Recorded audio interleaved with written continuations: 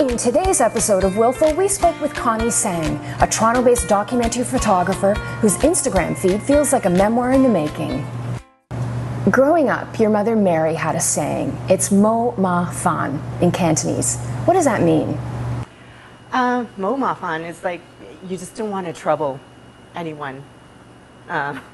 So you just don't want to impose on anyone. You just kind of want to lay back and just do your own thing and not really create much attention on you in a way. Yeah. So the obvious question is, Connie, yes. Do you think that that affected, yes, you were documenting early on and being a real editor and studious about it, but do you think that also affected your take on the world and your artistic take on the world, I should say? Oh, definitely. Yeah.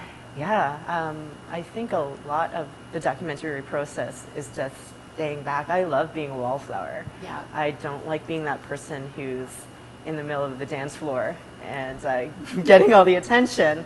I'd rather be on the sides just analyzing people or just analyzing behavior and just seeing what's going on a bigger level. Yeah. And for sure, I think my mom's encouragement of me not trying to make a fuss and getting attention has definitely impacted how I do things in life, for sure.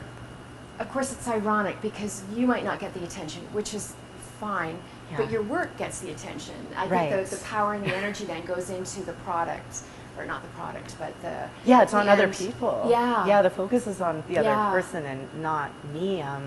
Sometimes I see photographers constantly putting themselves out there, and I have a very hard time just advertising myself. But if I'm focusing on someone who's doing something interesting, like for instance, a few years ago I went down to Nashville and I just wanted to meet these really interesting people. So I just called them up randomly and I said, I have a camera, I'm really fascinated by what you do. Can I just follow you around for a few hours?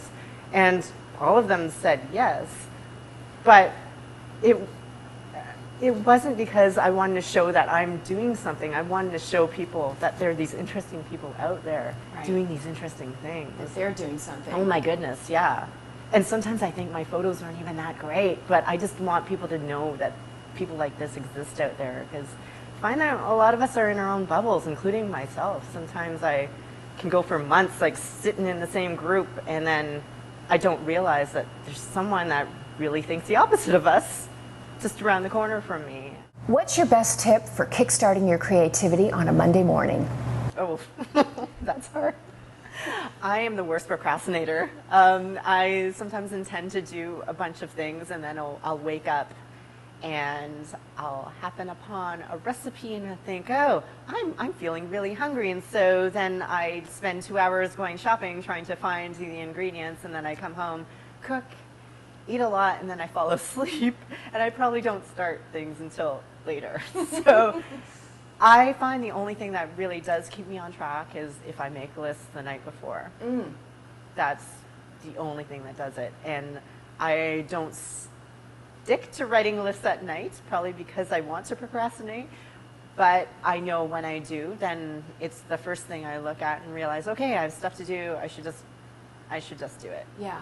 Yeah. Do deadlines have that effect on you? Oh, deadlines. Yeah, if there's deadlines, I'm on it for sure. Yeah. I wake up really early. But if it's those loose deadlines, where they say we don't need the photos right away, then I do that cooking procrastinating thing.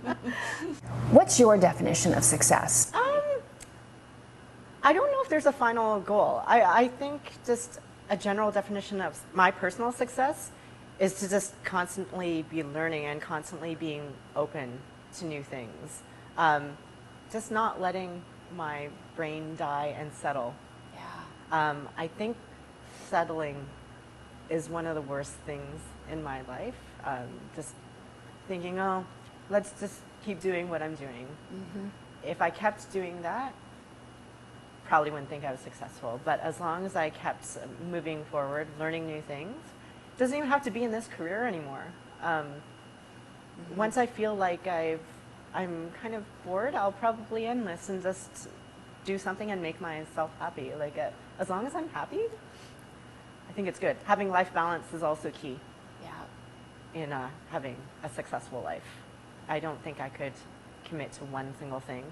Connie, thank you for being willful. Thank you. It's great.